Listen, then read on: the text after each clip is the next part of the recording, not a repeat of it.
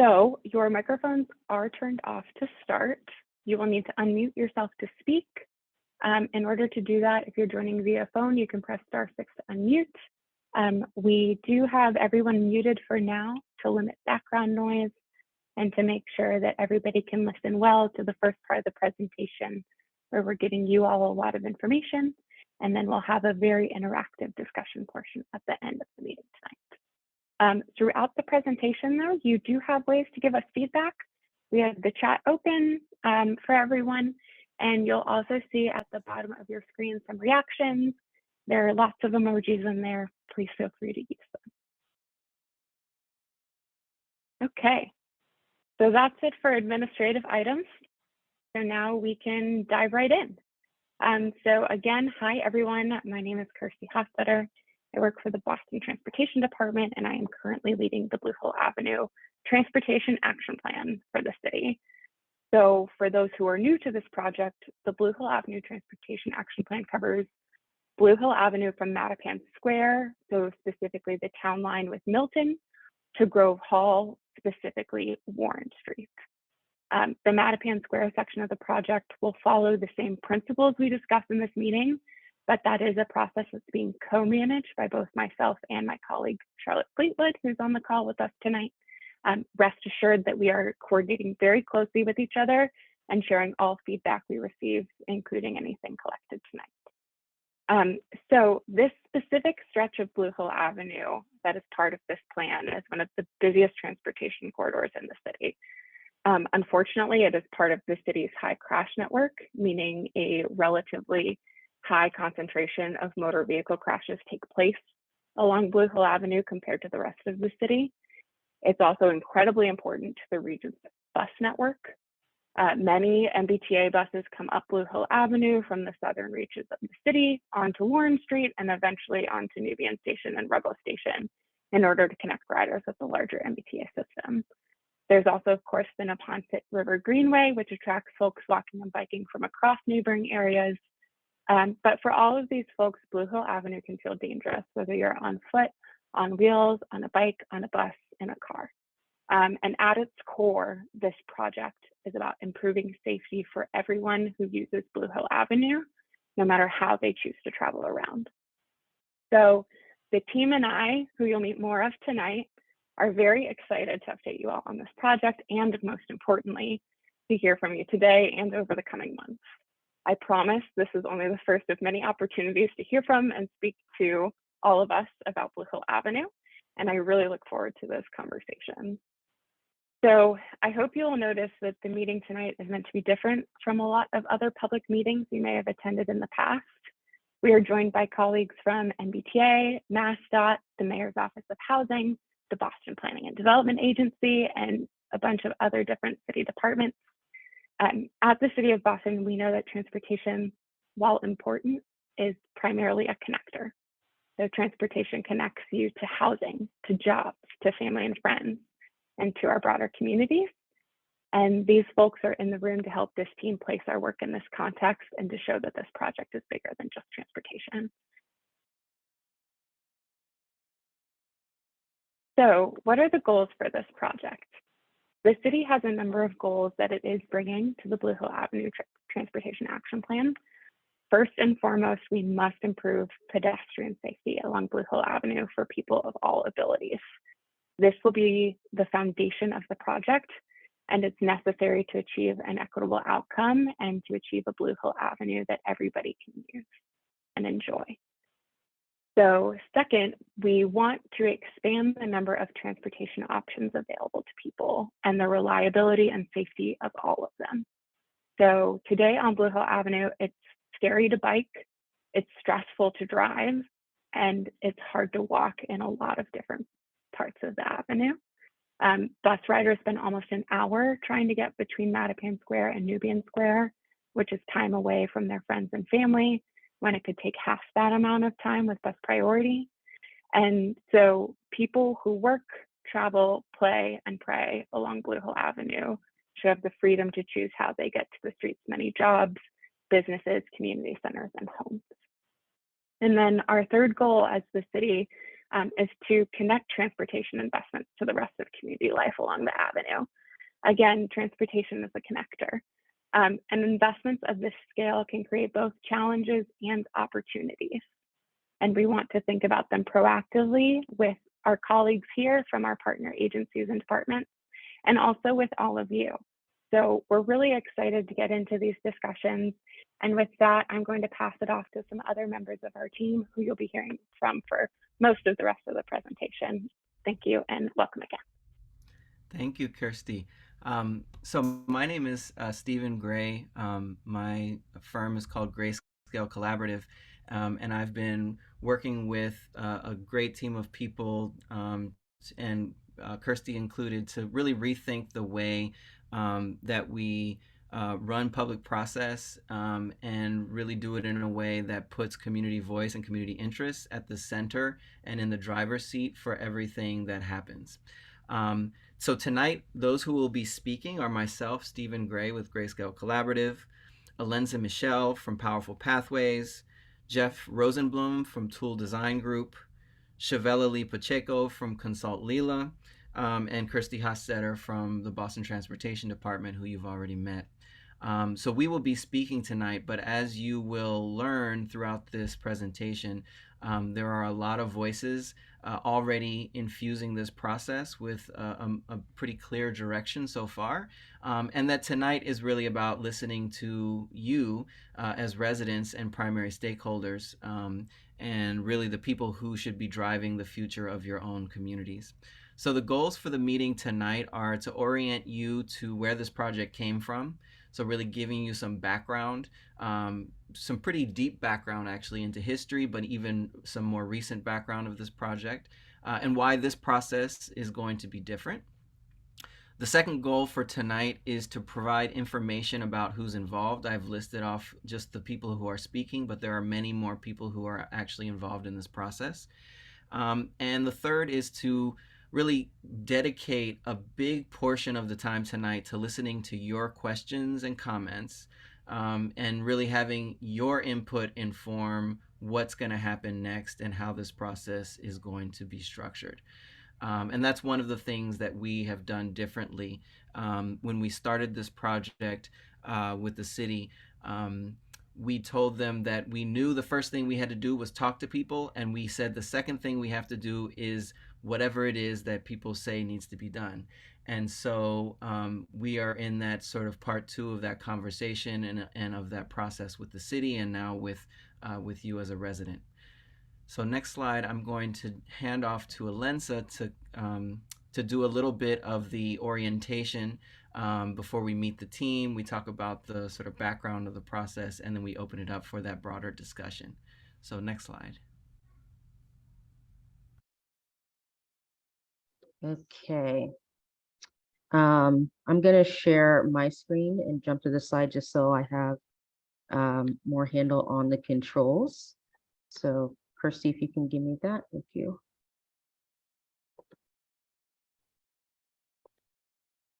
All right. Good evening, everyone. So my name is Alenza Michelle, and I am the founder and principal of Powerful Pathways. I'm an urban planner, an artist, a community organizer, and I am a resident of this community. I grew up in Mattapan and Dorchester. I spent many years working deeply in Roxbury, and I currently live on Morton Street and Blue Hill Avenue, where I've been living for the past 12 years. So this work is very deeply important to me. Before I begin my presentation, I want to share a quick disclaimer, which is that what I'm about to present to you is a brief historic overview. It's not going to be a complete history. We don't have enough time for that. But I wanted to make sure that we covered the gamut around what got us to this moment today. So I'm going to ask folks to hold your questions. We will have time later on to discuss it. We have dedicated time in the agenda to discuss what's being presented, but it's a little hard to focus when things get popped up in the chat box. So please hold your questions until then. There will be also an opportunity for us to kind of talk through some of the data that I'll be sharing, and I'll be sharing links to those reports and all those materials at the end as well. Last thing I want to say is I'm going to be speaking somewhat slowly, but also trying to manage the pace because there is a lot of content. I anticipate we're going to be, at least for this section of the agenda, for 18 to 20 minutes. So I just want to give you all a heads up so that you're monitoring your time and also monitoring your energy during that period as well. But because we have interpreters who are interpreting in other languages, we're going to try to keep up a steady pace, okay? All right, so that being said, let's dive into it. So what you see before you is an image of a horse car and buggy on this right side, a horse car buggy from the mid 1850s. The 1850s was an interesting time during the greater Boston region's development, particularly in Boston, because many of the neighborhoods that we know of today were their own, were their own municipalities, and they were annexed to Boston between the late 1930s to the late 1830s, excuse me, to the late 1880s. So while these cities and towns were starting to become part of Boston's expansion, we also were beginning to get engaged in different innovations in transit. So we're moving from the horse car buggies. By the late 1800s, streetcars began to dominate the way of travel and transportation. And there were a number of private transportation companies that popped up during that time. And actually the MBTA's origin has a lot to do with the overcrowding of those streetcars in an attempt to consolidate them. So the image you see here is actually part of the construction of what would become Park Street Station, hence why the MBTA is the first subway system in the country. So why is this significant when we talk about Blue Hill Avenue? Because Blue Hill Avenue has always been a major transit corridor to get from one end of the city to another. And at a time, in its early days, it was to get from one town to another in the greater Boston area.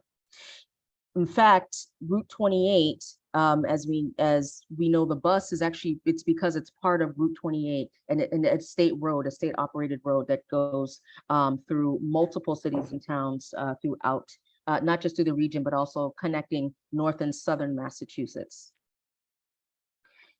Another way to look at it, if you look at this 1902 Bromley map, this is Blue Hill Avenue here. This is Franklin Field, which we can associate now with the Franklin Field projects. And this area here on this end is what would become Franklin Park. Here's another angle to look at it here. So you can see what that looks like.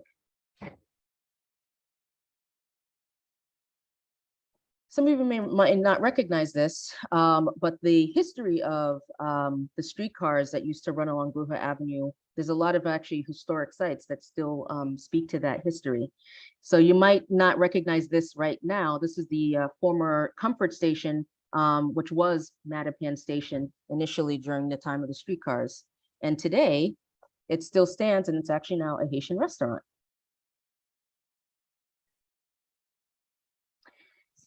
Going back in time, the streetcars were expanded in particular to accommodate the growing amount of immigrant communities, populations that were moving to the southern areas of Boston after those cities and towns became neighborhoods of Boston.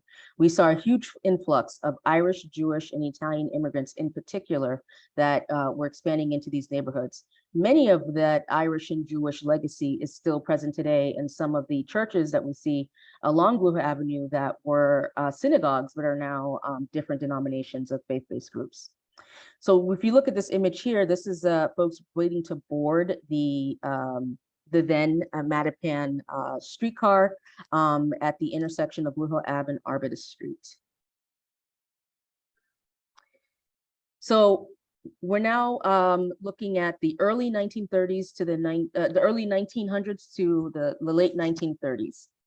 As these working class immigrant families were moving into the areas, this was also what sparked the development of the triple deckers. It's the iconic 3-story homes that mark much of Mattapan, Dorchester, and Roxbury.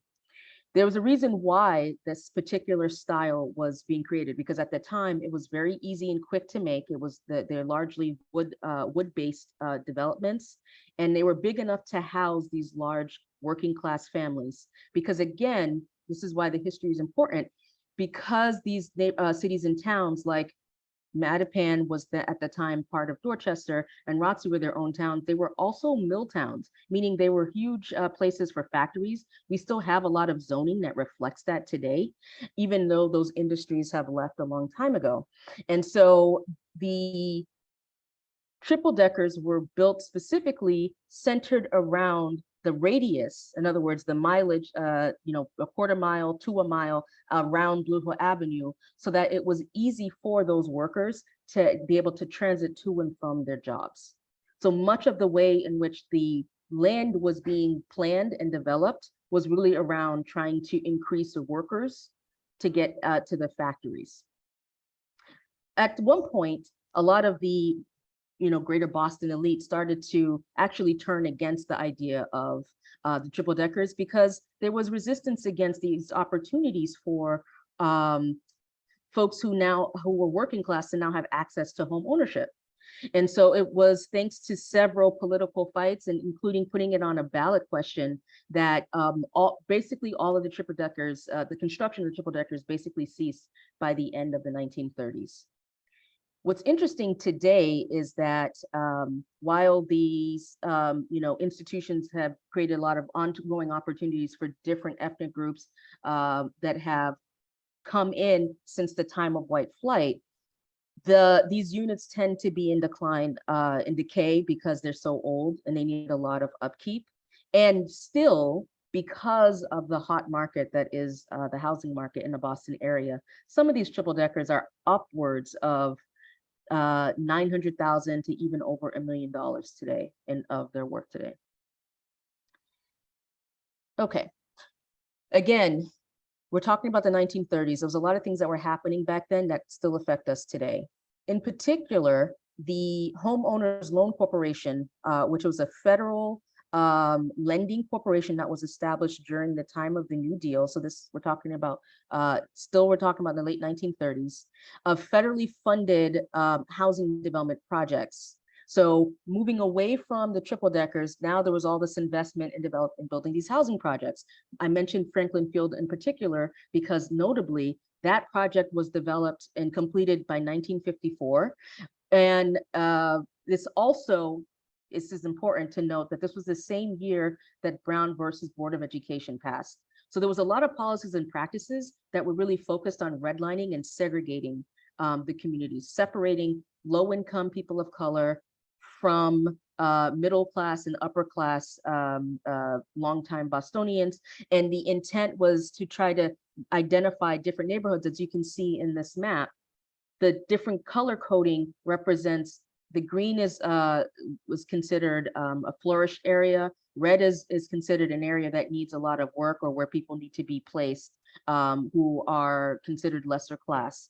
And so that history of racism is something that we've inherited in the planning field today, that we still are dealing with, and it affects how we even look at housing today. The reason why I say this timeline is significant is because while the triple deckers were being built around access to the streetcars, by the time most of these housing projects, which low-income people of color, like African Americans who were moving into the neighborhoods after being pushed out of Beacon Hill and coming in from the South and many other places, by the time that they were able to move into these neighborhoods, the streetcars were already being replaced by buses. As a matter of fact, the 28 bus route, the bus that replaced the streetcar that ran along Blue Hill Avenue, was one of the last streetcars to be removed and transferred to a bus, because there was so much high traffic and high ridership on that route in particular. Here's another image to look at some different angles. If you see here, this is a streetcar coming from Columbia Road. Some of you may recognize this. This is an image from that, right, if you can read here, April 24th, 1949. And here's one coming in from the opposite direction, headed towards Roll Call.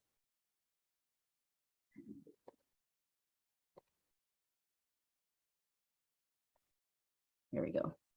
Here's another angle. Some of you might recognize this.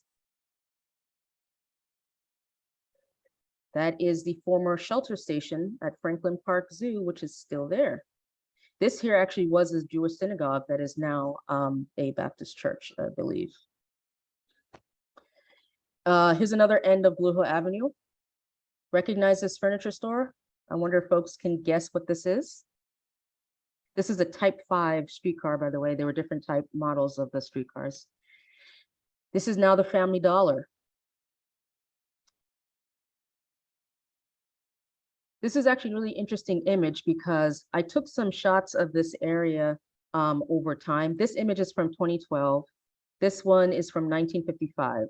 And if you notice, this brings us to another topic about the changes happening along Blue Hill Avenue, which is that we are seeing a decline in the infrastructure. There's been very little work done. And while there have been a number of studies, there really has not been much done to improve or to upkeep Blue Hill Avenue since those streetcars were removed.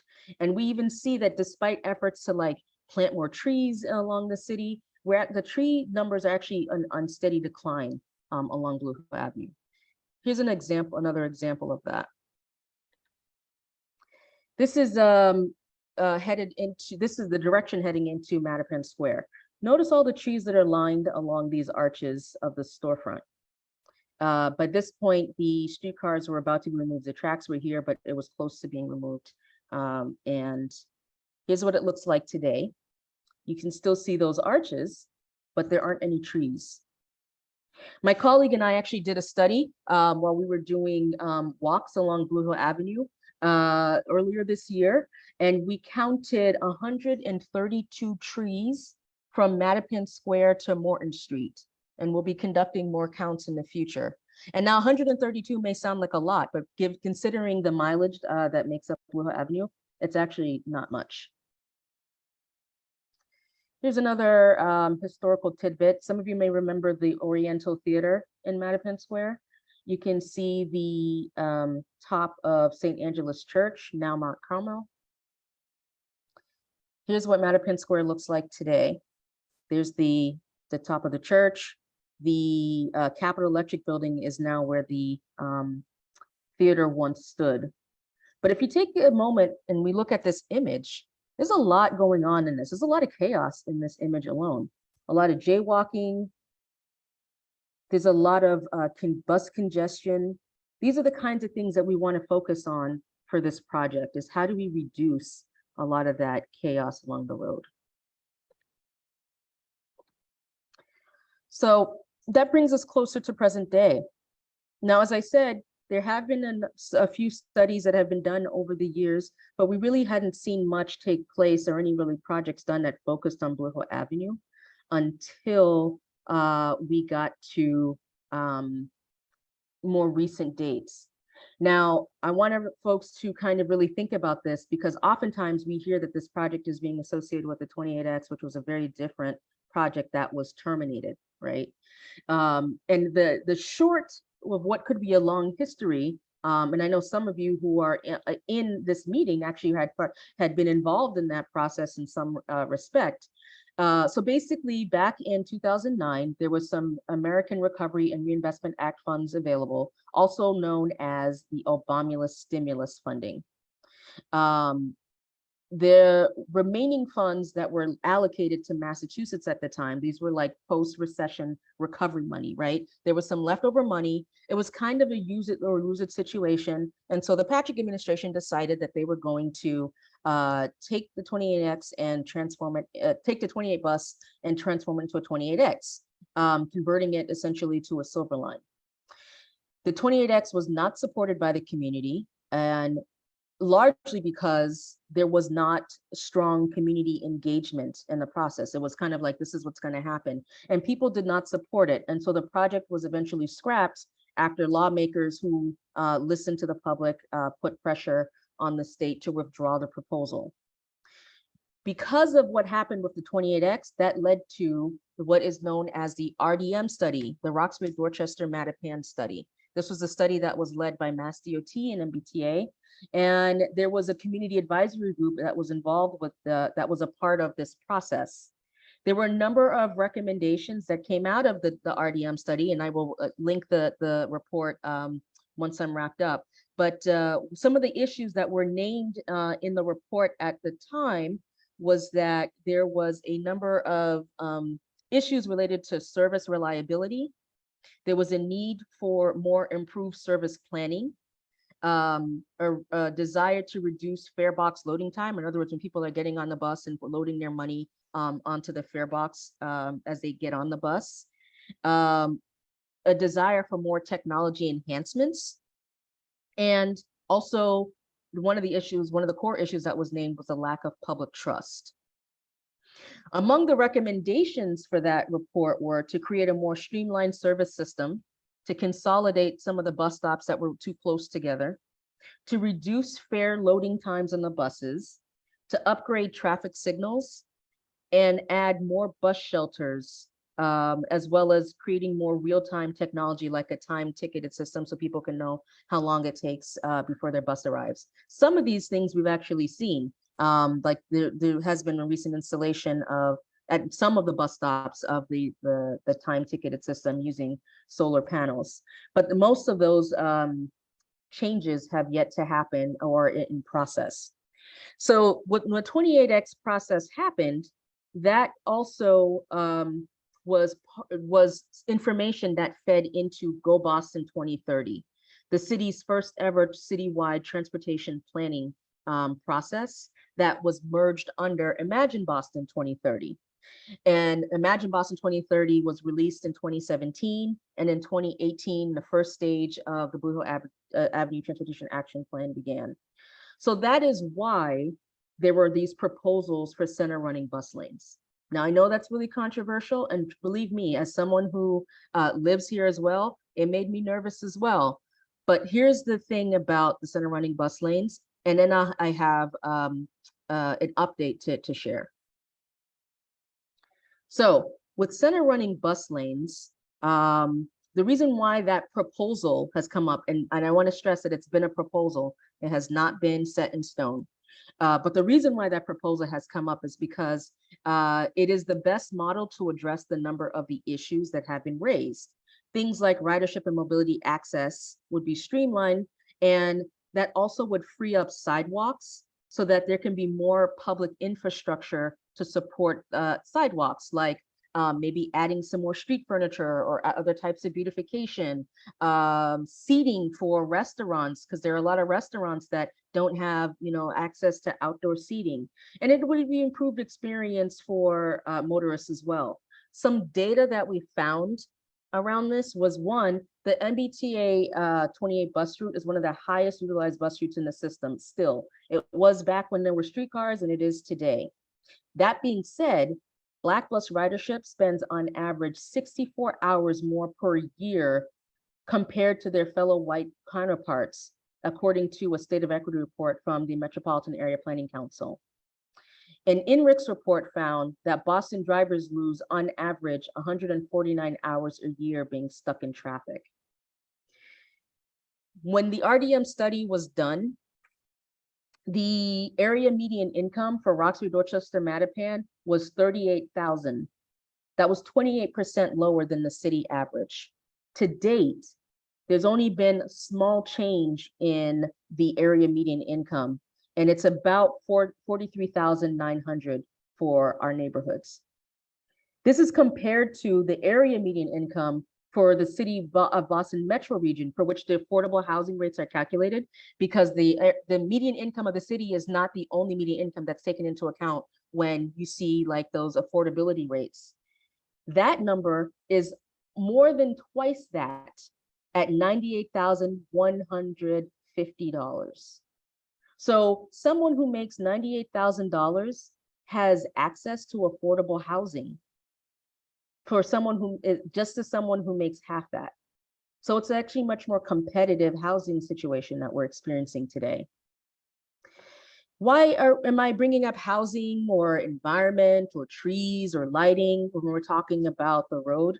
Because it's all connected. All these issues are related to each other. And the good news is that the city is raising its awareness about the intersectionality of transit, housing, environment, economic development, and preserving local culture. Because the truth is, we can't talk about transit without talking about housing, without talking about environmental justice, without talking about economic development and small business development, and also talking about how do we preserve the cultural identity of who we are as we make these improvements. So that's why we're looking at other things instead of just looking at center running bus lanes. And I'm going to pass it to Kirsty in a minute. We'll talk a little bit more about the city's commitment about if you all do not support center running bus lanes, then it's not going to happen. I would not be personally would not be involved with this project if everything was already a done deal, because those don't align with my values. But we need to talk about the conversation expanding beyond just center running bus lanes, because that's become a really polarized topic when there are so many other things we should be exploring when we talk about how to improve the experience or how we live, work, and play along Blue Hill Avenue. Things like lane width. How do we want to adjust? Because currently right now, Blue Hill Avenue is very wide, but how should we change those lanes? Do we want to accommodate bike lanes? Do we want to make sure that there is a dedicated lane for buses so that buses don't get stuck in traffic? Do we want to develop different traffic signaling and traffic calming to help adjust around congestion? Crosswalks. We've got a number of stories that we're hearing from residents who walk, people who are persons with disabilities who are having difficulty getting around just the street. Curb extensions. I mentioned planters and other types of beautification. Should we extend some of the curbs? Also, should we look at even extending the sidewalks to accommodate more sitting furniture or outdoor furniture for eating, other types of creative placemaking? You know, like one thing I would love to be able to do is put like a giant chess game in Mattapan Square, for example, or a dominoes game, you know, to accommodate all of our, you know, Latinx and Haitian brothers and sisters who want to, you know, enjoy some play outside. Let's think about how we can really utilize this process to liven up our neighborhoods while also helping to inform policy to also protect us to stay in place. So when you look at Blue Hill Avenue today, what would you like to change? Sidewalk width, trees, lighting, better bus experience, improve safety conditions for walking? Should we have dedicated bus lanes? Should we even have a median anymore? Should the bus be on the center or stay on the side? Do we want to create things to streamline for less traffic or more traffic? Just remember, there are pros and cons to whatever we choose to do or not choose to do. So thank you all for listening to my presentation. These are some links for more information if you'd like to learn more. I'm also going to pop these links in the chat as well as links to the reports. And once, let me pass it to Kirsty now, and then we'll open it up for a discussion. Thank you.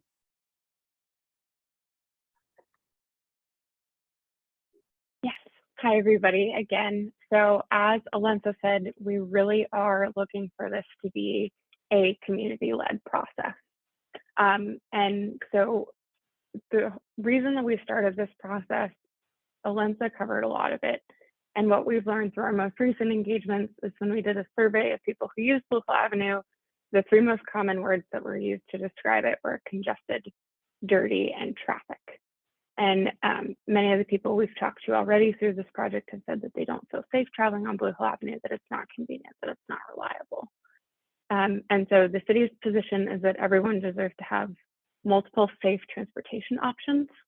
And so any project that happens on Blue Hill Avenue must make the street safer for people of all abilities.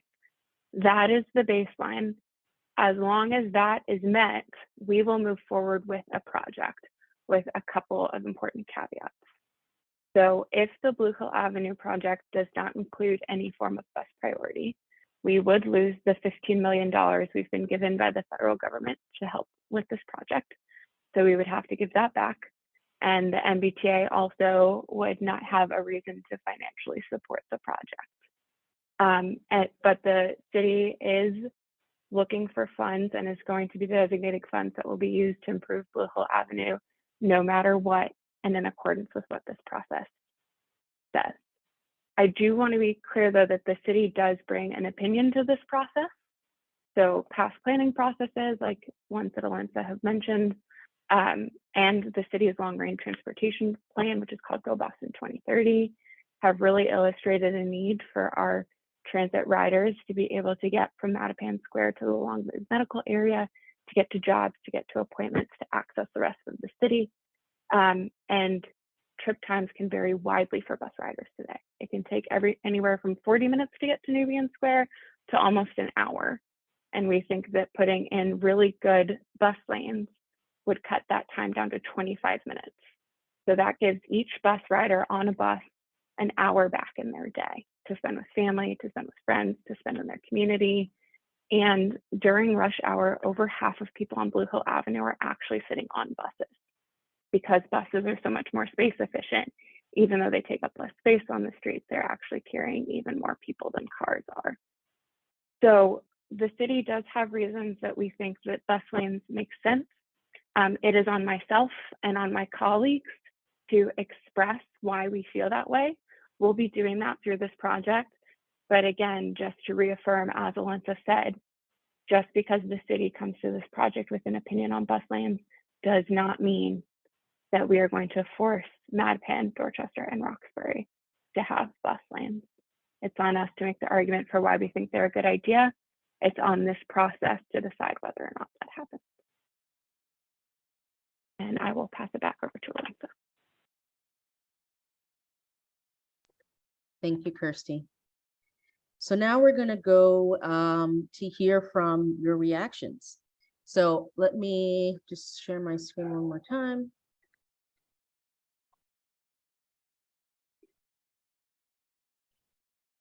So because there's so many of you, let's really try to utilize our hand feature. If you are not able to use your hand feature, or if you're not sure how to use it, please make sure your screen is on so that we can see you physically showing your hands. Okay, so we're going to try to go through this real quick. Let me see who has their hand up. I think I saw Cynthia Grant first. Cynthia Grant Carter. Cynthia, please share what's on your mind. Good evening, all. I look at the bus lane that's in Elgison Station. It's traffic. The lane is small for the cars to get by. Two, when you go up Blue Hill Avenue to Elgison Station, and if you are supporting the businesses on a daily basis, there isn't a place to park. The parking lot that's on Washington Street is always full with the brothers who are talking and hanging out right there on Washington Street. When you go on the side street to go to the businesses, you may not find a parking space to do. I go to the barber shop. I cannot find a parking space at 11 o'clock in the afternoon to go get a haircut because there isn't a spot on the street to park. I used to park on the side of the street, but there isn't any more parking because everybody and their mamas is in that spot. So I wonder about how the businesses are being affected by the bus lane and where people are going to park when they go to support the businesses. Two, the bus lane is right in front of the senior citizen building. Would you like to have your senior citizen walk halfway in the middle of the street to catch the bus? And when they are making a bus lane, they should put the what do you call it? The white strip on the street so cars can stop. I can't think the proper name for it. The crosswalk, that's what it is. So make the crosswalk bigger and wider so people can see. I'm just concerned about senior citizens who are gonna cross in the middle of the street and don't move the bus stop in front of a major place when senior citizen needs to catch the bus.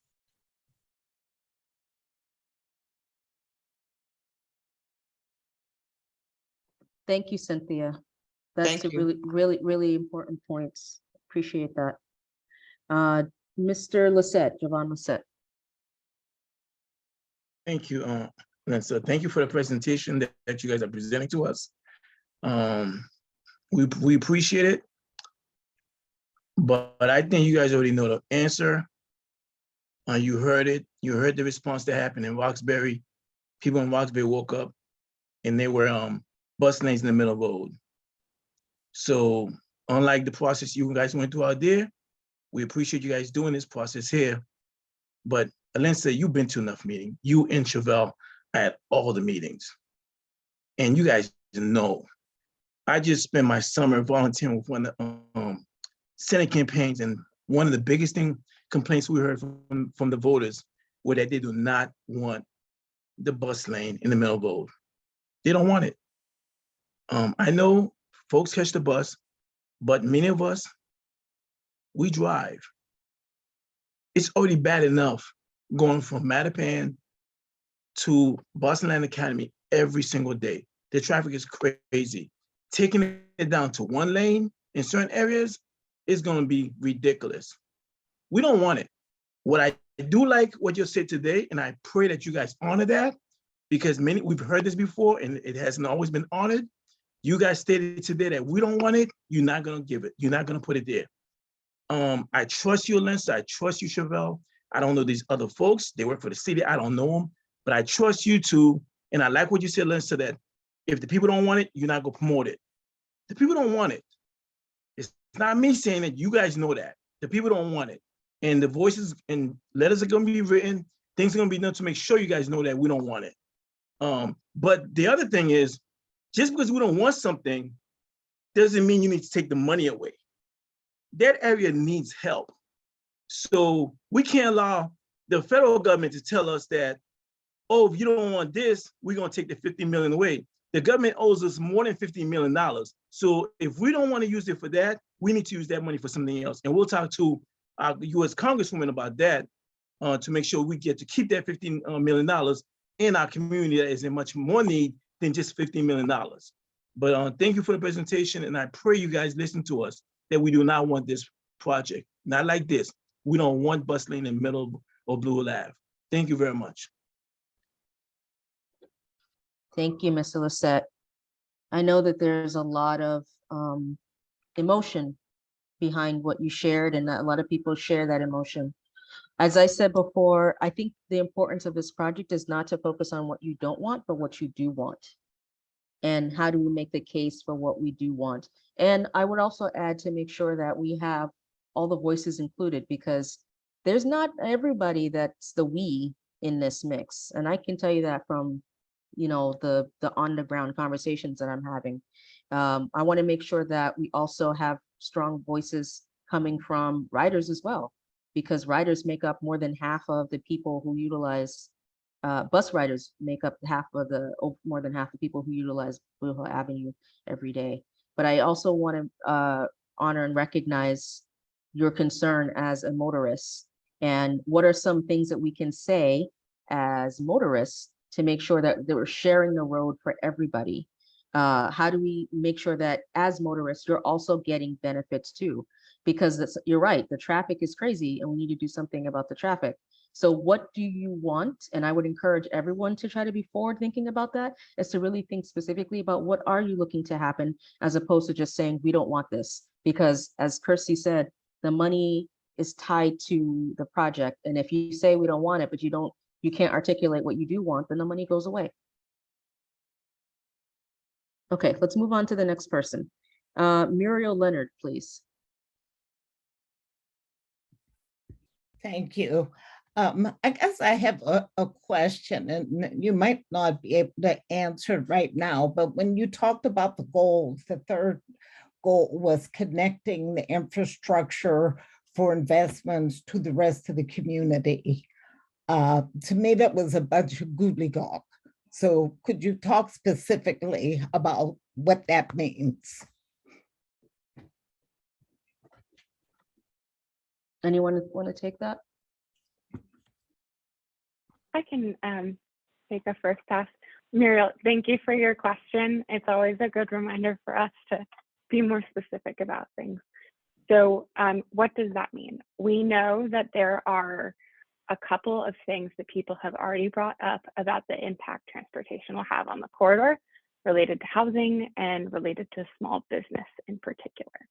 So we are working with our partners in the Office of Housing to talk about if any project goes through on Blue Hill Avenue, what can we be doing to make sure that people who want to stay in the community can stay in their homes, and people who want to return to Mattapan, Dorchester, Roxbury, like sons and daughters who grew up there, moved away, and maybe want to come back, what can we do to make sure that they can have access to housing along Blue Hill Avenue and the communities it serves at a price that they can afford?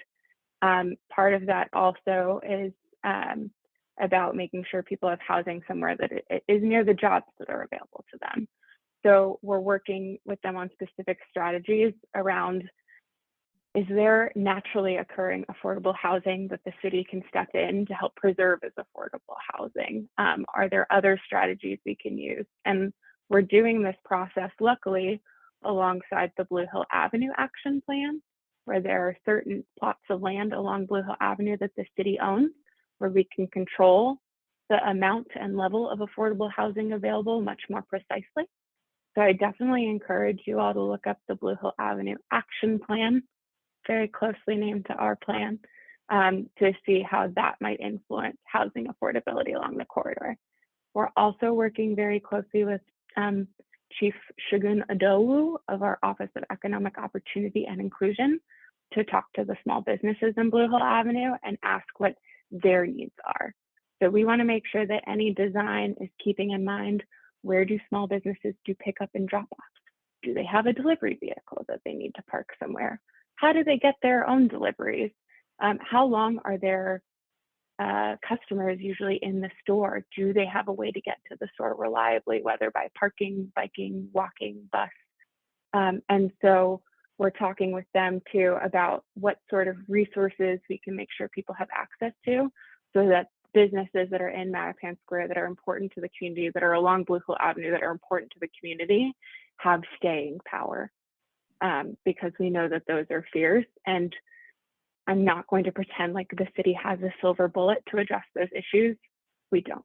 These are national problems we're talking about, but we're going to do our darndest to listen to people like you in the community expressing, and to work with our colleagues to make sure that that is part of the conversation in this project, and that we're not ignoring those sort of side effects that a project like this can have. Does that answer your question? Yes, it does. I just have two other comments that I'll try to make quickly. One Absolutely. is,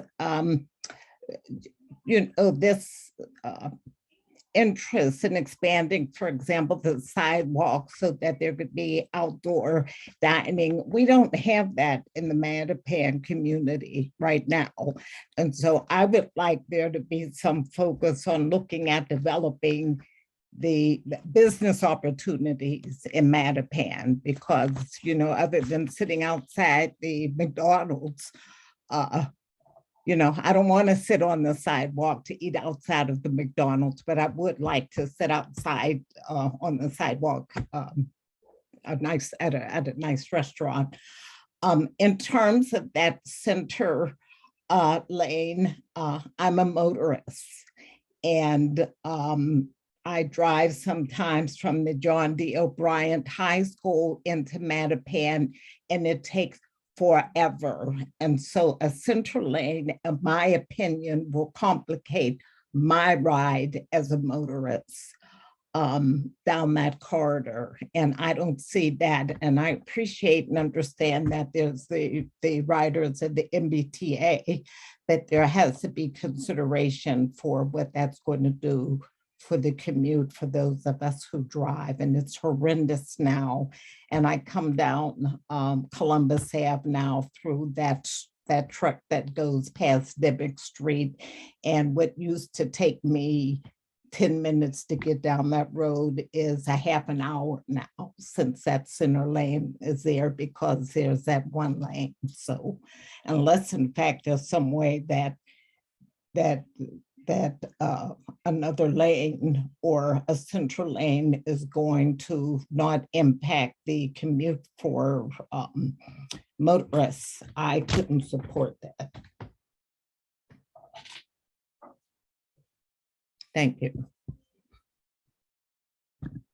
Okay, thank you, Ms. Muriel. Let's get Ursula von Lawson, please. I'm keeping track of time, just a heads up to folks. We do have a few more things we want to share with you on the agenda, basically to talk about where we're going with the project from here, and to make sure we share with you future ideas that we're looking at for engagement. I'm going to ask folks to try to quickly synthesize your statement or your question and just be quick about it so that we can kind of wrap things up in the next 10 minutes or so. Okay, Ursula, please. Hi, I'm Ursula Von Lawson. I own Lawson's Barbershop in Eggleston Square, which they've done the center bus lane. And also I have a shop in Mattapan Square. Just looking at the whole situation in Eggleston, I particularly don't feel like it's much safer. The way that the lane is made into one lane, it gets a little congested. People are still, like someone mentioned earlier, the pedestrian lane. If someone wants to catch the bus, they're gonna just run across the street into the center lane. So I don't specifically feel that it's much safer, in my opinion. Also, a big issue for me and my family is parking for the businesses. I feel like a lot of these small businesses are going to suffer because of it. We already have a parking problem. It's very congested. We have a lot of commuters that park, along Blue Hill Ave that maybe go into town on the bus. So there's never any parking. In the winter, it would be horrendous. And for me, I'm concerned about my business and how my people will get through my doors. As far as, I was told down Eggleston, oh, there's a parking lot somewhere. We know that there's parking lot near the fish market. Like someone else said, there's a lot of guys that hang around there. Actually, there's a small park there that's dedicated to my dad, which is Robert Lawson, and they hang out there. So if I have a client who wants to come in, especially in the wintertime, it gets dark a little early. No one wants to, people are concerned about their safety also. But just looking at the traffic situation as it is right now, when I sit in my shop in Mattapan and see the traffic, it's horrendous now. What is one lane gonna do? It's gonna make it worse. Not everyone takes the bus. There's a lot of commuters out there also. And I feel like it's being unfair to a person who, for whatever reason, drives in and out of Boston. We're talking about making the sidewalks wider, but then you're taking away parking. So that's a big issue for me. As far as the money is concerned, of course, I want to see the Blue Hill Ave improve, but we got to look at other ways also, not just for the traffic, but also for the parking. Thank you. Thank you, Ursula. And always happy to be a patron of your barbershop. Thank you. Okay, Michael Thomas, please.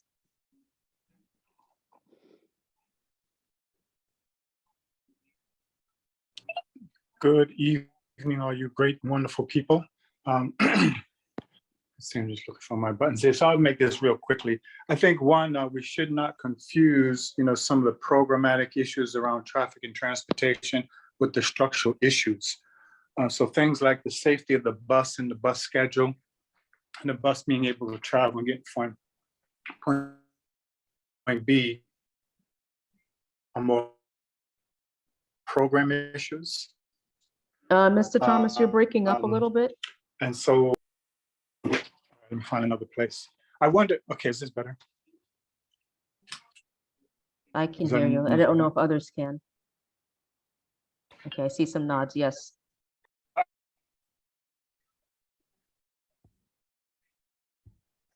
Still breaking up? Yeah.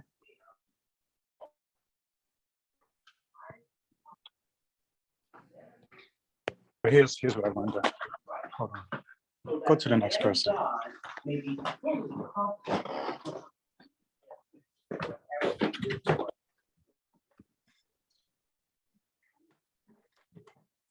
that any better? It's still a little choppy. If it's okay, if you can try, would you mind putting your notes in the chat? Is that any better? Why don't you put your comments into the chat, Mr. Thomas? And Yeah, for no time's problem. sake, we'll move on to the next person. Thank you very much. Let's have Cheryl McDaniels, please. Good evening, everyone. Cheryl McDaniel. So my major first concern is about the safety of our neighborhood.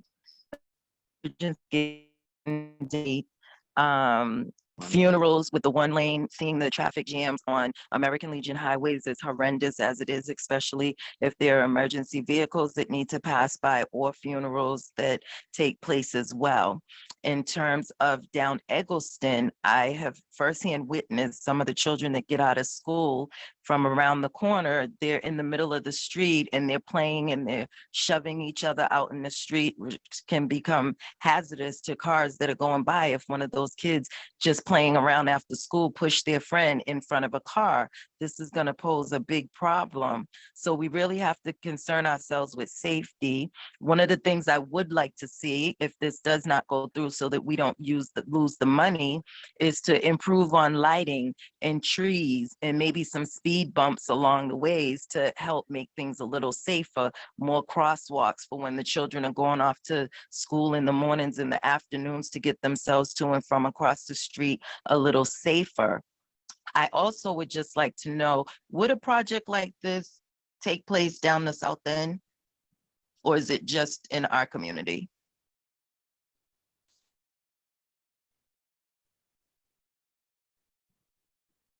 Anyone want to respond to that?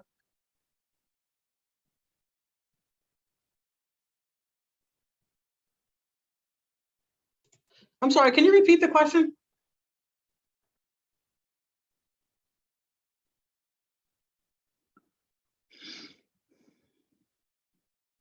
I can repeat it. So I believe she asked, would a project like this happen in the South End, or is it just in this community? And I can give an initial answer.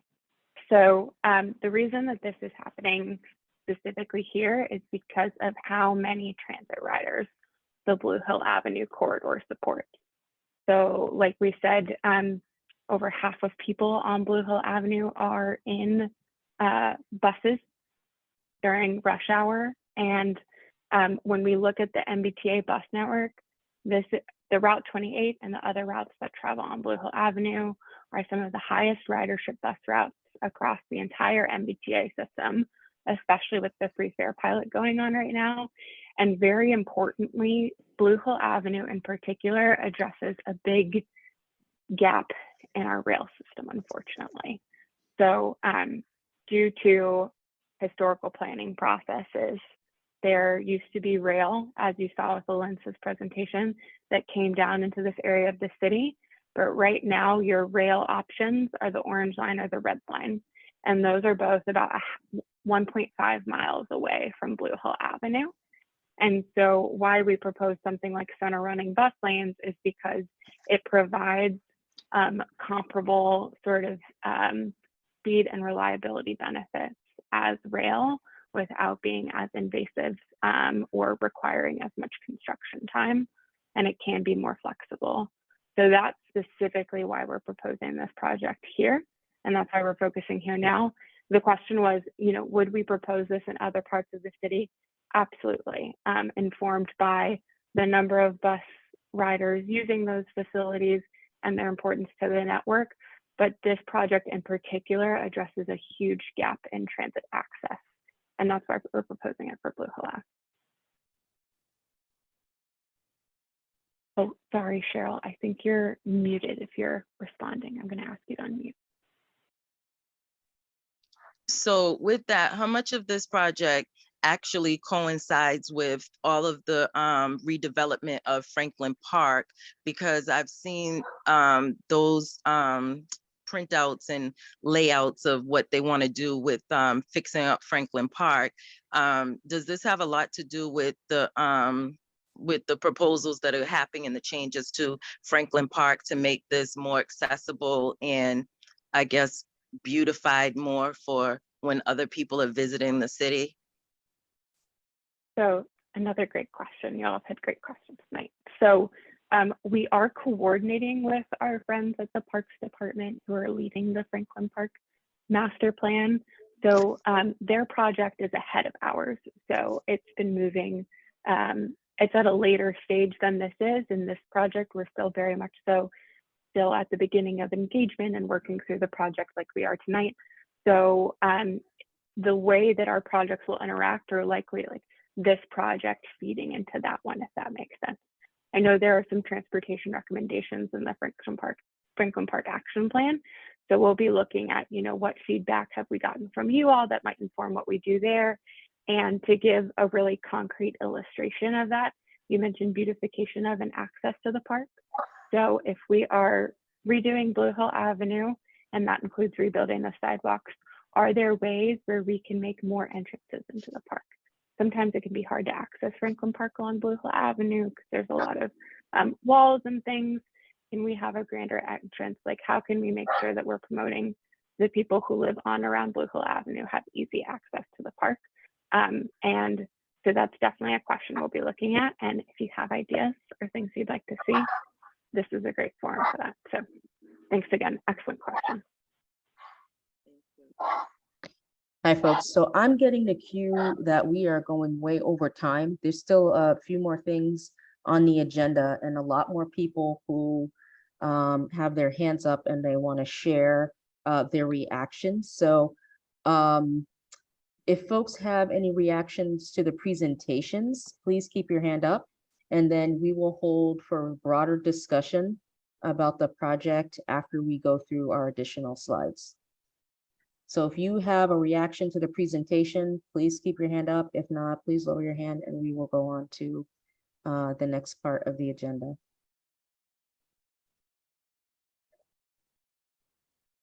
Thank you. I appreciate folks being flexible.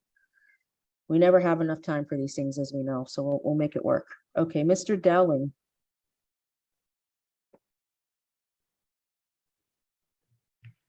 Yes, hi. It's actually James and Dowling. It just came up like that, actually. Hello, everyone. I just wanted to make a few comments with regards to some of what the callers have actually echoed in regards to Eggleston Square. Has anyone done any research to really validate the impact of that traffic flow on how efficient it is since it's been implemented? Because I do drive there, actually drive for a living, and I live in the area. And the traffic pattern, it's very confusing. When you come down Columbia Ave, one lane is supposed to be going right and left. And I've seen so many possible accidents and accidents in general because the traffic flow is not clear. And then when it starts into the middle of the lane where the buses actually come through, that's unsafe in my perspective, because the cars coming down on the sides, that lane is really small. And there are certain designated areas where people can cross. But it's like I see there's a senior building actually there, and I see that there's a hesitation. There are no clear like safety lights for them to actually cross. So I would just like to know, I mean, it seems like, there's a lot of thought that went into this, but has anyone studied that part and to see the impact and to see how efficient it is in terms of the community, the businesses, and the safety of the residents before tackling Blue Hill Ave? Because Blue Hill Ave, it's a main artery. It supports a lot of different things, businesses, there's schools, and I right now there's so much congestion. We're just trying to find parking. There's double parking on Blue Hill Ave, and to take away like the lanes just for the buses to come through. I think that's a huge disadvantage to the businesses. Most of the businesses now are affected because the buses take up so much space in front of their businesses that no one can park. So this is just going to add to that congestion. And as everyone has the money, yes, it should stay in place. But what about the roads? I mean, it's good to add the bus lanes, but I mean, can that money help to build a better structure of the roads? The roads terrible. I mean, maybe the funds could be put into that effort and safety at the bus stops. I mean, I look at some of the bus stops, and my kids go to school down there. And when I drive past, I see people standing in areas on the side, and it could be helpful if there's maybe just some barrier to protect them, because God forbid a car flips or a bus flips, that could potentially kill someone. So it's good to have the buses go by or through efficiently, but also keep in mind that other people use other methods besides the buses in this area. A lot of us do use mostly vehicles. I do drive for a living, so I'm up and down Blue Hill Ave every day, and I just don't see how that would fit at this time in our community with having a middle lane in the heart of Blue Hill Ave. So I really think that first of all, to just review and if there's any research that was done in terms of the Eggleston as traffic flow, to see how efficient that was, and to see how it will be if you implement that on a larger scale on Blue Hill Avenue.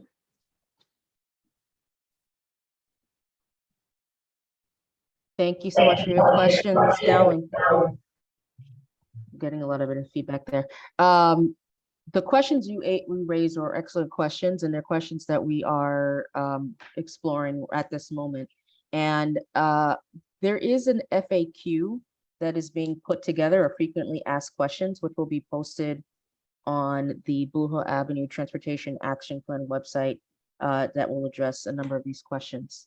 For time's sake, let's go to Marlena Davis and then Dean Mooney, and then we need to move on.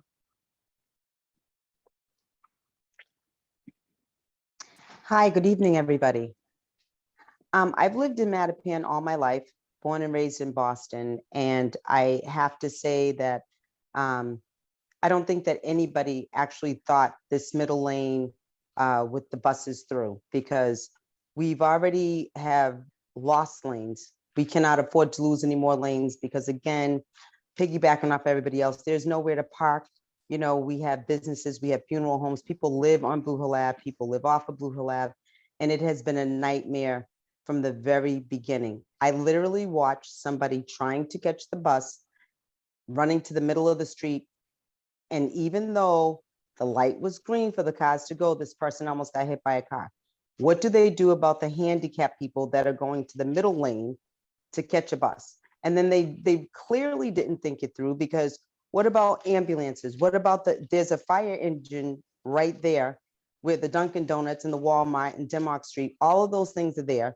It's terribly congested. I mean, it is just, it's bad. And for them to try to do this all the way up through Mattapan, that would be a nightmare. What happens if someone is sick and they're in an ambulance? There's nowhere for them to go. They've now made American Legion Highway one lane. And I'm talking through experience, because my mother was rushed to the hospital and it was a nightmare, and she could have lost her life because they want to beautify Boston.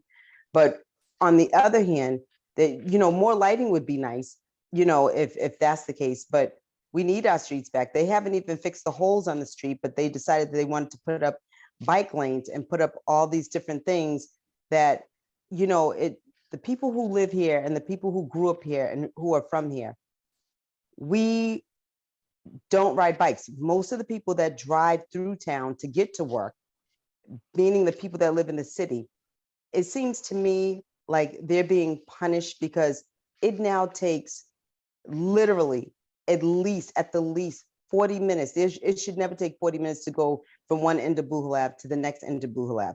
And all of this is due to the fact that they pulled out lanes, made bike lanes, made the sidewalks wider and higher. There's nowhere for the ambulance to go. There's nowhere for the fire trucks to go. If someone is hurt, if something happens, you can't even pull over. I mean, has this committee thought about those things, the things that are literally right in front of their face that's at hand? I feel like they're wanting to put this middle lane in. They think it's going to be better, but yet once again, as Cheryl McDaniel said, they're not thinking about the kids that are crossing those streets. You've got the Brook School on American Legion Highway. You have the kids that their school buses come. Once one school bus stops, all the traffic stops and you get all backed up. It's a nightmare. I am against the middle lane completely. I don't think it's a good idea. It's not a good fit for Mattapan at all. Mattapan Square is tight enough as it is. There's Thank you, nowhere Ms. for anyone to Davis. go. I'm sorry to cut you off, but we gotta No keep problem. moving. Thank you for your comment. Appreciate it. You're And welcome. appreciate your suggestion about lighting, because again, we want to make sure that we're raising things that we do want to see. Okay, Dee thank Mooney, you. please. Thank you.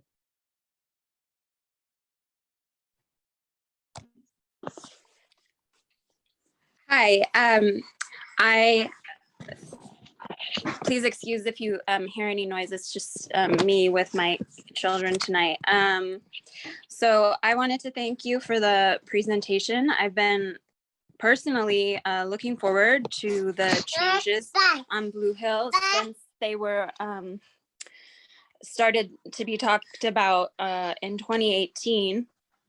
My family, we live in the neighborhood and we are eager to get rid of the one car our family has, and we already make the most use of our time as you know, for travel with walking, transit, and biking, and we would love to have the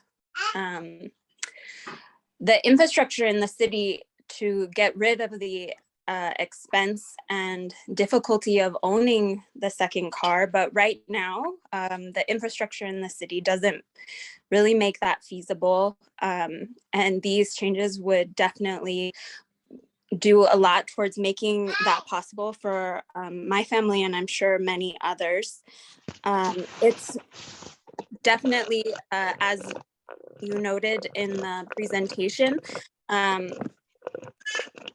Blue Hill Avenue is a dangerous road if you're not in a car. And it is frustrating to travel throughout the city when it is unsafe if your travel is not happening inside of a car. I hear people's concerns about the increased traffic time for people who are in their vehicles and for businesses and having customers come to them. I think that's a communication issue for the city, because I know from having looked at this issue, you know, in Cambridge, in New York City and other cities, that when car lanes are reduced to add travel lanes for other modes, businesses see equal or better patronage, and traffic time for drivers doesn't actually get worse because you enable people to use the corridor in other ways. And I think that the city has an opportunity and a responsibility to help communicate those, you know, those known those things that have been seen and demonstrated again and again in other projects to people. And so to help this become something that more people can understand the purpose and the why behind it.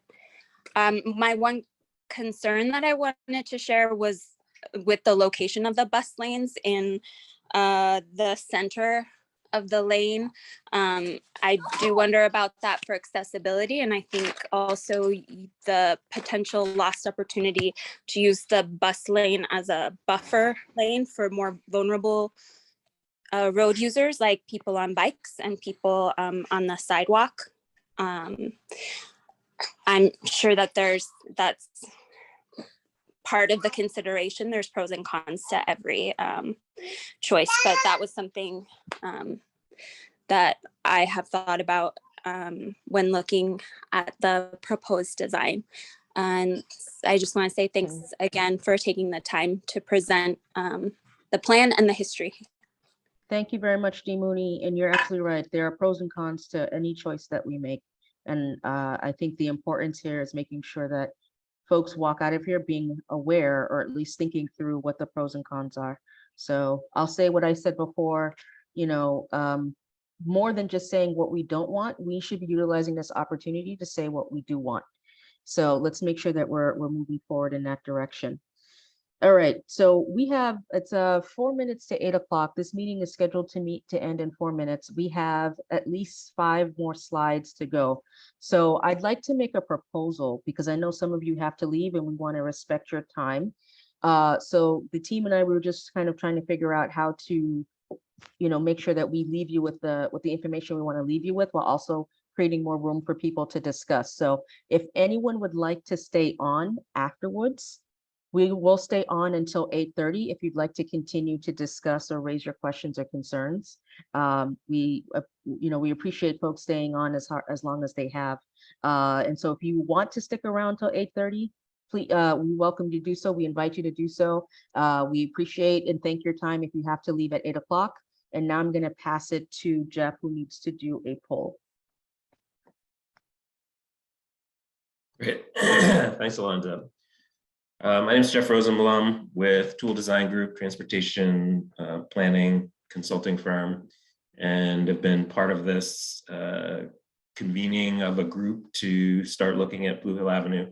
One of the things we wanted to do was just get a sense of how everyone travels around. And I think, Kirsty, do you have the poll set up? Or I think I can even do that.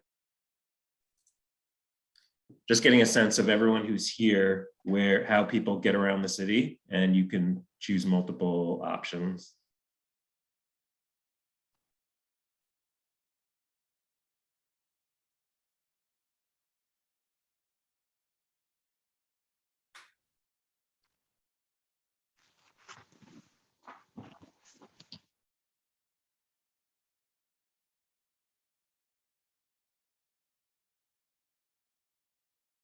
Great. So everyone should be able to see the results. So it looks like a lot of people here drive, but also a fair number of people here take the bus and also bike, and generally everybody walks to get somewhere, either from biking, walking, or taking transit.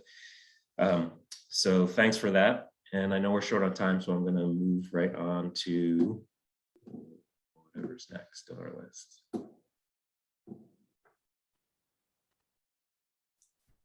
All right, yeah, I can pick up from there, Jeff.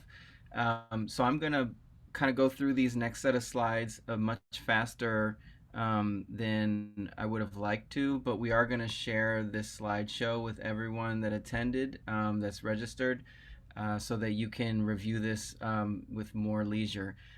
This is a slide that really is to say that we know that conversations have been had in the community about transportation along Blue Hill Avenue in the recent history since 2019. A lot of it focused in Mattapan Square, and that we are working to build upon the conversations and the feedback that we received in earlier stages of this work.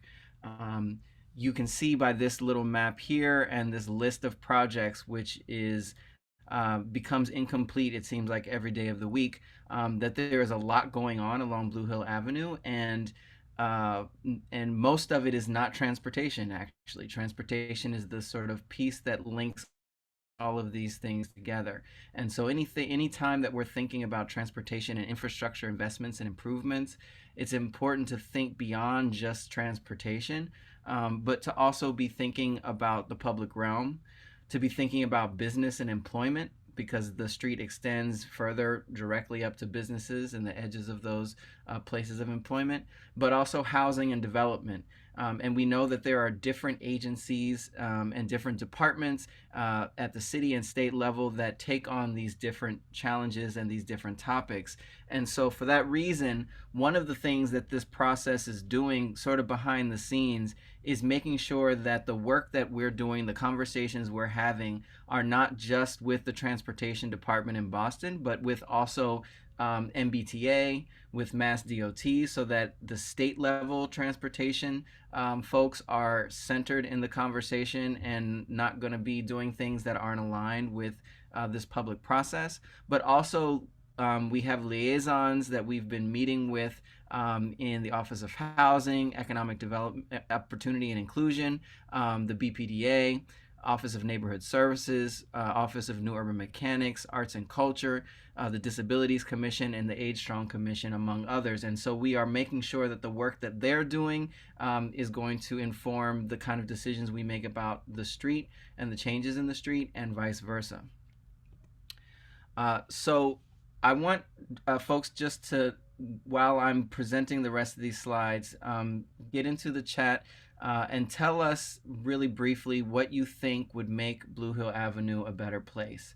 I think a lot of the reactions have been so far focused on what would possibly make Blue Hill Avenue not a better place in some people's views, but now we want to sort of be a little bit projective. I'm going to keep moving though, so that we have time for a conversation in the extended period. So Jeff, maybe if you want to talk a little bit about the team and who we've been talking to so far. Sure. Thanks, Stephen. So just wanted to give folks a sense of how this team came about in terms of this process, and why, where we're at right now, and why this isn't a point of making any decisions right now about what's going to happen on Blue Hill Avenue. So the Boston Transportation Department has hired a group of consultants that includes Grayscale Collaborative, Powerful Pathways, Consult Lila, and Toole Design Group. And the way this process has been different is that there isn't a scope of work of how the engagement is going to happen, or any decisions around Blue Hill Avenue, until we partner with a bunch of community partners that are listed here. We've been working already with Mattapan Food and Fitness Coalition and Greater Mattapan Neighborhood Council. The plan is to outreach, and we already have, with the organizations that are listed on the bottom, such that the decision-making on how this engagement is supposed to happen, who's supposed to be outreached to, and how that process is supposed to happen is a collaborative effort. So unlike other processes where the consultants have pre-decided in their proposal how engagement is supposed to happen, this process we're pretty much in the middle of it right now. So there is not a plan for exactly how this is going to lay out. And that's why this meeting is a little bit more open and free form, because we want to let everybody know right now that this is a process that is starting now, and that has not been decided before. And Alenza kind of laid out the history of how there has been discussion of the center running bus lane on Blue Hill Avenue, but this is a different process. So we wanted to sort of lay out how this configuration is happening. I also want to make it clear that organizations whose organization is listed on this slide does not indicate an endorsement of or an opposition to this particular process or anything that we might discuss or might be decided. These are the groups that we have consulted with, and we have sort of spoken with in a couple of workshops to kind of get a sense of what the temperature is in the community and what are the things that people are interested in discussing through the engagement process. So some highlights from those conversations with those groups include who we should be talking to. So they made it clear that we should make special effort to be talking to residents of public housing, seniors, families with young children, students, businesses and shoppers, churches, health centers, developers and building owners, and cyclist drivers and bus riders in an equitable proportion. I will note that the predominance of motorists that are at this meeting, not a huge predominance, but the predominance of the motorists at this meeting is reflective of the numbers in earlier phases of this work in 2019, 20, and 21, where it was a much larger proportion of participants were motorists. So we are glad that we're moving in a more balanced direction, and we hope to continue to move in that direction. What would success look like? So many community leaders in those different organizations suggested that centering quality of life, health, and safety, so looking at heat island effect, air quality, pedestrian safety, and green space are going to be all important, not just transportation changes.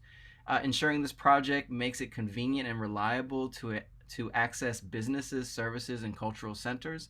And I think we've heard a little bit about that tonight. And so that's why, having businesses sort of as one of our targets is going to be really important to make sure that anything that happens is considering their operations during any changes that happen. And then that one thing that was made very clear in those workshops with those organizations was that there is no one size fits all for Blue Hill Avenue. And that what we need to do is tailor the changes that need to happen to those particular locations. So, Geneva Avenue, Seaver Street, Glenway Street, Talbot Avenue, Morton Street, these are a list of some of the streets that those community leaders identified as particular spots of challenge. And some of the issues that they identified at those intersections include unsafe sidewalks, lack of access to healthcare facilities because of congestion, double and triple parking, not enough parking for persons with disabilities, commuters using businesses and residential parking spots all day long, new developments creating visual barriers to traffic, limited public realm areas, not much green, not much space for people to hang out in, and certainly not enough spaces that are better than McDonald's, I guess, that have green space to accommodate that comfortable hang. Air quality, particularly around busy intersections, and that commuters from outside of Boston are really using Blue Hill Ave to access the city and avoid I-93. And so one of the questions that's been brought to the table in no uncertain terms from those conversations with those organizations was the question of for whom? For whom are the changes that are going to happen along Blue Hill Avenue? And it's going to be critically important that we answer that question before we answer the what should happen, because the for whom is going to really guide us in determining what the changes should look like. This is another question. I'm going to go quickly over it, and I'm going to invite you to use the chat to drop in some answers, but I'm going to keep moving. The question is, what are your biggest safety concerns along Blue Hill Avenue? I listed a few that were brought up by community leadership in those workshops, and I listed a few of the intersections that they identified of particular concern. So if there are other places, or if there were places that you'd like to echo and amplify that we definitely need to take a very close look at, please drop that in the chat right now as I move on. So now I'm going to hand it off to Shavella Lee Pacheco, who is going to lead the discussion. And you can address the two questions that I had to skip over quickly in your answers, or this question on the table. But it's really, when you're thinking about the Blue Hill Avenue and the future of Blue Hill Avenue, what are the primary topics that you think the city should focus on? And I want you to keep in mind the slides that I presented earlier, with the knowledge that investment in infrastructure always has impacts beyond that particular space and that investment. And the impacts include impacts on housing, businesses, the public realm, and so forth. So I'm going to hand it off to Shavella, and hopefully we can continue the conversation that started with Alenz's presentation. And just to add really quickly, again, we want to thank folks who are able to stay with us through 8:30. We've extended the time to 8:30 because we just needed more time, as you can see. As Stephen said, he had posed a few questions in his part of the presentation. So we'll pop that into the chat as well to help move the discussion along. Thanks, everybody.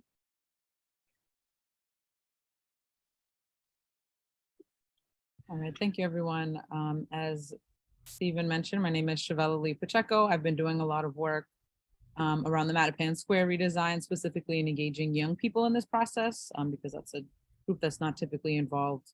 I am going to open it up for folks to offer feedback on just where specific things that you think need to happen on Blue Hill Ave. A lot of people have put so much in the chat, and I have been in the chat and let folks know we've been taking note of all of those. We are going to compile a document, share that with Boston Transportation Department, and make sure that those questions are addressed and that the comments that you made are also taken into account. Zachary, you've had your hand up for a while, so I'm going to let you speak. And there were a couple of other folks. Actually, I think the other folks were able to speak in the first portion. Go ahead. Someone can, I will unmute you, Zachary. That's all right. Thank you very much. I hope you can hear me. Can you hear me? All right. Awesome. Yes. I'm going to do my best to keep my notes short because everybody has basically mentioned many of the things thus far that I had written down earlier to discuss, but specifically on possibly some of the safety concerns of crossing of something of that nature that might come up, or on Blue Hill Ave in general. I believe that generally speaking, if you have a middle bus lane, and as I've experienced also on the Eggleston project, people crossing the street tend to not pay attention to the vehicles as they're driving by, as well as vehicle operators are required to adhere to new traffic patterns that cause them to, at least in my experience, and many of the people I've discussed, cause them to need to process much more information than they're able to at the current speed limits, and which would in turn require the speed limits to be reduced, causing even more traffic. In my opinion, I would assume in the long term that would be the case. I have many concerns regarding, but like I said, most people discuss some of those things, and I also have some critiques. One of the things that I've tended to notice on the Eggleston project that's already happened thus far is it seems to have caused an issue where I've observed, and a lot of the projects recently seem to be segregating neighborhoods or certain sections of neighborhoods. And I feel like by putting a bus lane in the middle of the street, that also you cannot turn down certain streets that you're allowed to turn down, as is evidenced by what's happened, the project that already happened in Eggleston Square, starting in Eggleston Square. It causes a bit of a separation that does not necessarily, that to get to from one, let me read exactly what I said, I'm sorry. What used to be easy traveling from Roxbury to make a plane and vice versa now requires you to drive a quarter mile to a half a mile in one direction just to cross to the other side of what used to be a simple intersection. Now, it may be side roads, but it is an intersection. Even though it's not main streets, they are intersections that you were allowed to cross prior from one neighborhood to another that it no longer allows.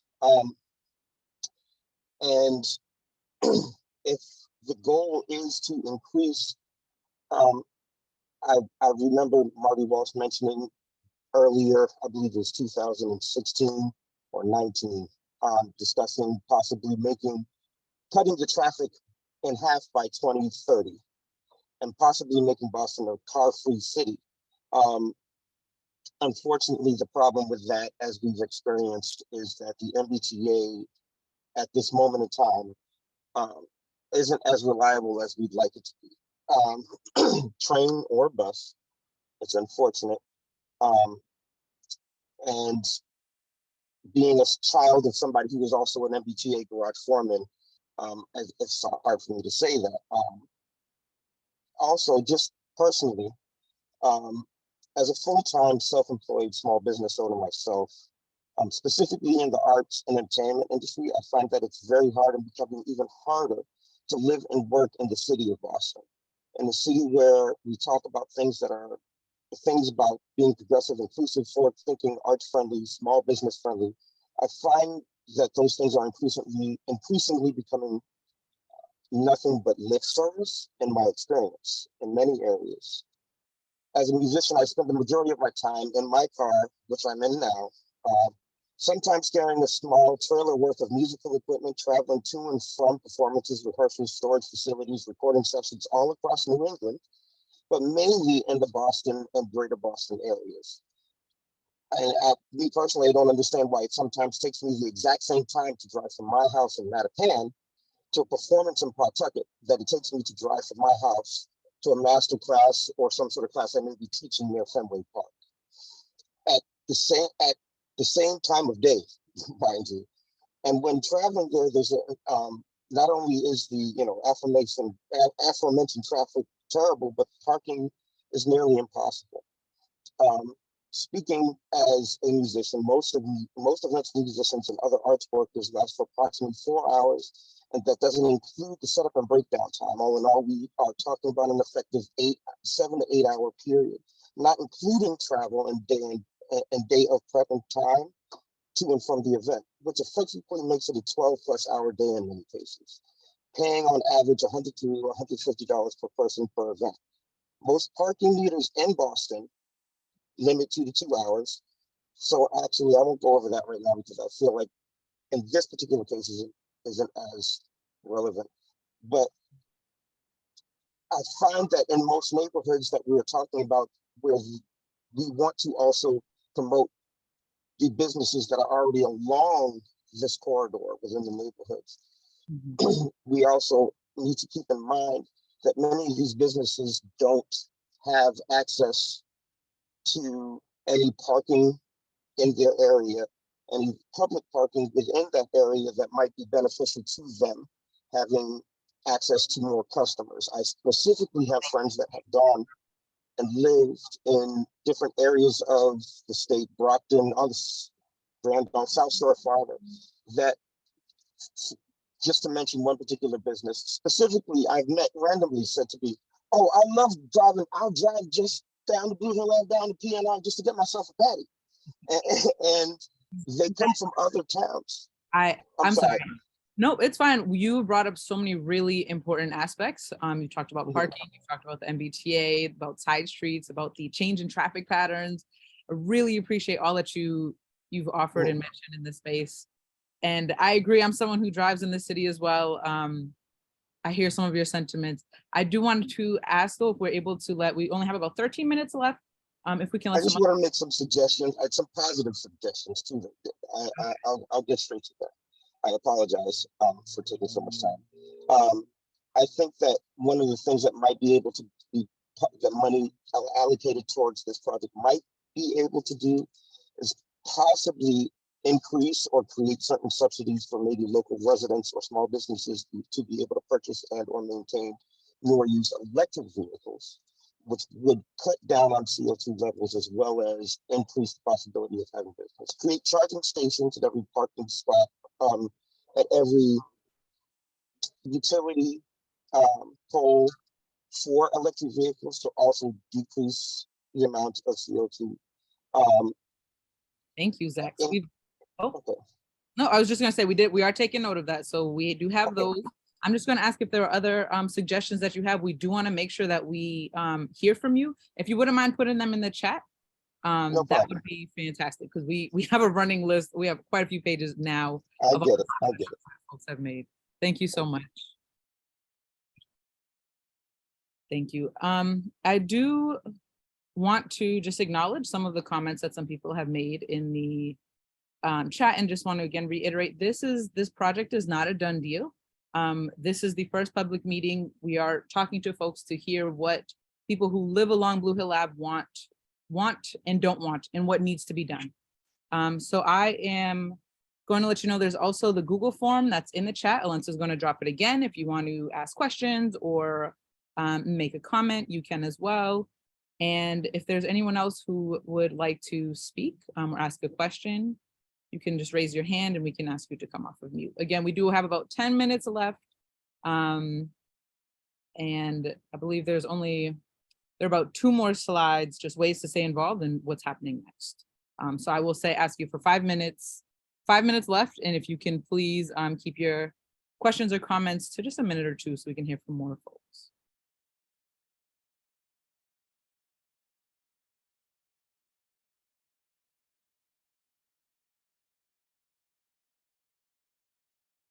Okay, no raised hands right now. So I think that means that I can pass it back to Stephen. Thank you, and thanks everyone. This is we've got a lot of great information to compile and to review and to really help inform the way that this process unfolds. So thank you for sharing honestly and prolifically. This is a slide that is kind of looking at what the next 8 to 10 months is going to look like. We want to make sure, one of the things that we want to make sure through this process is that the public has a lot of touch points, that you can share your ideas, and that we actually can workshop some of those ideas. And so we're planning monthly meetings, monthly community meetings from now until the middle of next summer. And then semi-regular meetings after that through the end of the year and early into 2024. We're also planning semi-regular meetings with members of those groups, the community groups that we had on that slide, as well as others that we will continue reaching out to provide feedback and guidance to us on how to interpret what we're hearing and how to continue a process that is fully inclusive and makes everyone's, as many people as possible, your views heard and considered in this process. Technical studies and concept design. So there is a firm which will be thinking about ways in which design could be advanced, but we want to make sure that the design is not separate from the process, the engagement process. And so that's one of the reasons why Jeff from Tool Design Group is a part of the consultant team on this engagement process, so that we're able to actually workshop some of your ideas and your concerns to look at the pros and cons, and then to allow for that to inform what design actually happens by the design team. Because one of the challenges and one of the sort of, I think, missed opportunities in a lot of public processes around the country is the disconnect between community engagement and then design decisions. And so we're trying to make sure that those are tied together tightly.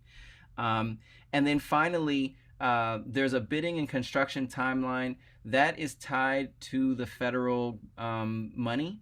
And so that line is hard and fast in terms of deciding if there will be bus priority of some form that happens along Blue Hill Avenue. One of the things that we want to make sure that we do, as we've heard tonight, is balance the interests of bus riders with the interests of drivers, bikers, and pedestrians.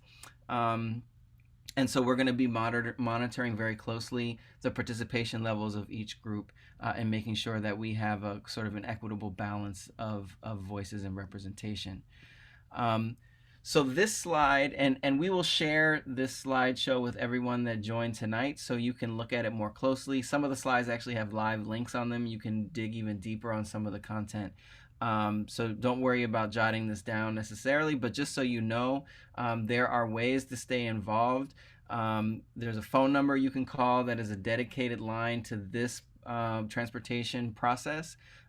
This is the website, boston.gov/Blue Hill Avenue. The email is listed there, bluehillav@boston.gov. And there's also a link to the form which Alenza has put into the chat a couple times on this slide, so that you can, at your leisure, always add comments and questions that will be considered and compiled and made public in the future. The next meeting that we're going to have is in a little bit less than a month on November 15th. And then we're going to not have one in December because it's around the holidays. But then in January, starting in January 2023, we will have a meeting on the 24th of January, the 28th of February, and then continuing that way every fourth Tuesday of the month through the middle of the summer. So there are many ways for you to stay involved, both submitting questions and comments to the forum, coming to these regular meetings. We'll also be having other sorts of events and pop-ups throughout, but there will be a regular cadence to the meetings that we have, so that people, if you miss one, you can always jump back in just in a few weeks and get back into the conversation. So with that, I will pass it off to Kirsty to close us out. I realized that I presented one of your slides, so sorry about that. But I just want to pass it back to the city to kind of close things out. And then if there are other questions or comments, we can continue till 8:30 if those come to your mind after that. Thank you, Stephen, and no worries. We are a team, all of us together. So I'm glad that the message got conveyed. So thank you again, everyone, for showing up today, for sharing your fantastic questions, for sharing your ideas and suggestions and concerns in the chat. I really appreciate how interactive everybody was.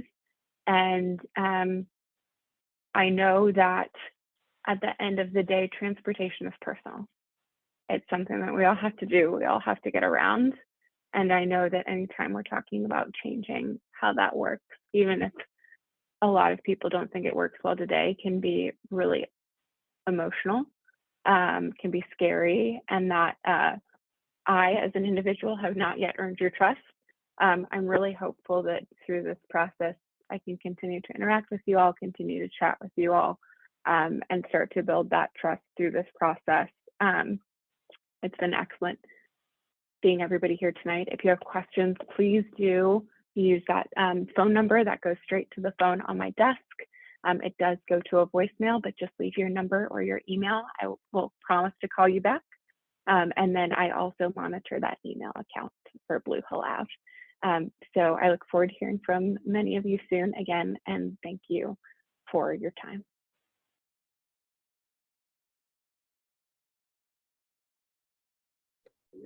Thank you, everybody. Have a great night. More to come. Thank you, everyone. Yes, please join us every month. The process will hopefully be something that everyone can be proud of. One thing that we're trying to do here is set a new standard for the way the city does business. And so we need your participation, and we need your ideas and your thoughts to guide this process so that we can prove concept. So please stay involved. And this is just the beginning. Just to remember that this is just the beginning. Thank you all.